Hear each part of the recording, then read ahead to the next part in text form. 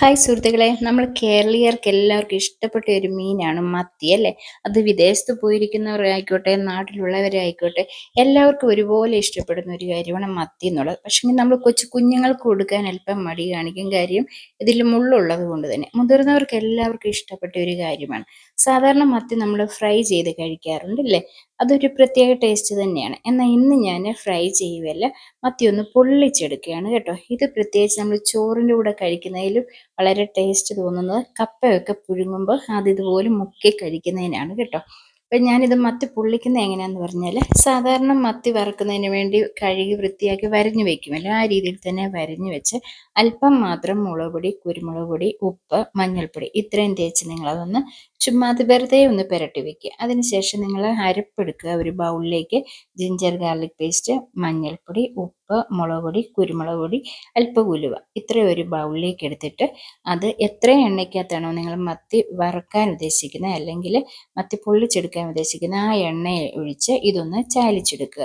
അതിനുശേഷം എപ്പോഴാണോ നിങ്ങൾക്ക് പൊള്ളിച്ചത് കഴിക്കണമെന്ന് താല്പര്യം തോന്നുന്നത് ആ സമയത്ത് ഒരു പാൻ ചൂടാക്കി അതിലേക്ക് ഈ ഗ്രേവി മുഴുവനും ഒഴിക്കുക. ഈ അരപ്പ് അതിലേക്ക് അല്പം വെള്ളം കൂടെ ചേർത്ത് കലക്കി അതുകൂടി ഒഴിക്കുക. അപ്പം നല്ല തിക്കായിട്ടൊരു ഗ്രേവി ആയിട്ട് കിട്ടും. അതിലേക്ക് ഈ മീൻ ഓരോന്നായിട്ട് ഇട്ട് കൊടുക്കാവുന്നതാണ്.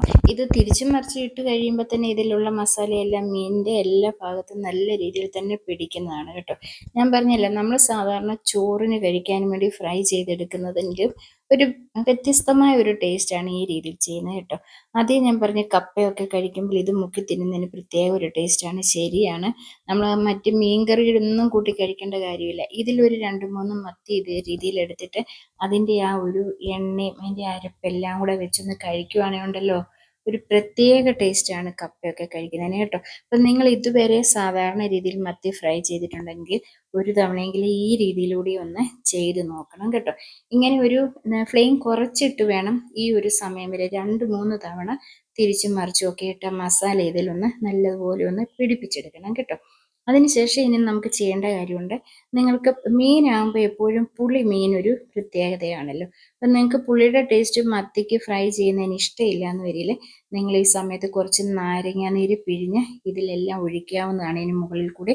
അല്ലാത്തവർ കുറച്ച് വാളംപുളി പിഴിഞ്ഞെടുത്തിട്ട്, വാളംപുളി തന്നെ വേണം, കുടംപുളി വേണ്ട കേട്ടോ, വാളംപുളി നല്ലതുപോലെ പിഴിഞ്ഞെടുത്തിട്ട് അതിൻ്റെ ആ വെള്ളം, പുളിവെള്ളം ഇതിന് മുകളിൽ കൂടി ഒന്ന് ഒഴിച്ചു കൊടുക്കുന്ന ഒരു പ്രത്യേക ഒരു ടേസ്റ്റാണ്. ഒരു പുളിരസം കൂടി ഈ മീനിന് കിട്ടുന്നതാണ്. അപ്പം നാരങ്ങ ഇഷ്ടമുള്ളവർക്ക് നാരങ്ങ നീര് ഒഴിക്കാം, അല്ലാത്തവർ പുളിവെള്ളം തീർച്ചയായിട്ടും ആ രീതിയിലൊന്ന് ഒഴിച്ചു കൊടുക്കുക. പിന്നീട് കുറച്ചുകൂടി ഒന്ന് മൂത്ത് വരുന്ന സമയം ആകുമ്പോഴേക്കും നിങ്ങൾ ഈ സമയമാകുമ്പോൾ കുറച്ച് കറിവേപ്പിലയും കൂടെ മുറിച്ചിങ്ങനെ മുകളിലിടുന്നത് നല്ലതാണ് കേട്ടോ.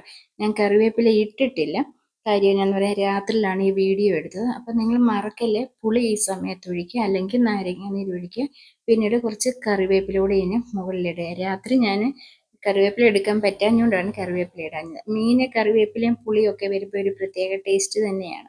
അപ്പം നിങ്ങൾ ഈ രീതിയിൽ തീർച്ചയായിട്ടും ഒന്ന് ഉണ്ടാക്കി നോക്കുക. തീർച്ചയായിട്ടും നിങ്ങൾ ഒരു തവണ ഇത് കൂട്ടി കപ്പയൊക്കെ കഴിച്ചു കഴിഞ്ഞാൽ പിന്നെ നിങ്ങൾ കപ്പയൊക്കെ ഉണ്ടാക്കുന്ന സമയത്ത് വേറെ മീൻകറി ഉണ്ടാക്കാൻ പോവുകയില്ല. ഇതുപോലെ തന്നെ ഈ മീൻ വറുത്ത് കൂട്ടും നിങ്ങൾ തീർച്ചയായിട്ടും കേട്ടോ. അപ്പം നിങ്ങൾ ഈ രീതിയിൽ ഒന്ന് ചെയ്ത് നോക്കുക. നിങ്ങൾക്ക് ഇഷ്ടപ്പെട്ടെന്ന് വരില്ല, നിങ്ങൾ ഈ രീതിയിൽ ചെയ്ത് നോക്കിയിട്ട് നിങ്ങളുടെ സുഹൃത്തുക്കൾക്കൊക്കെ ഒന്ന് ഷെയർ ചെയ്ത് കൊടുക്കണം കേട്ടോ. കാര്യം അവരും ഇതേ രീതിയിലൊന്ന് മത്തി പൊരിച്ചെടുത്തൊന്ന് കൂട്ടി നോക്കിക്കോട്ടെ. അപ്പോൾ ഇന്നത്തെ ഈ വീഡിയോ നിങ്ങൾക്ക് ഇഷ്ടപ്പെട്ടു എന്ന് വിശ്വസിക്കുന്നു. ഇഷ്ടപ്പെട്ടെന്ന് തീർച്ചയായിട്ടും നിങ്ങൾ എൻ്റെ ചാനലൊന്ന് സബ്സ്ക്രൈബ് ചെയ്യുക, മറ്റുള്ളവർക്ക് ഷെയർ ചെയ്ത് കൊടുക്കുക. വീണ്ടും ഞാൻ പുതിയ വീഡിയോയുമായിട്ട് എത്തുന്നതായിരിക്കും.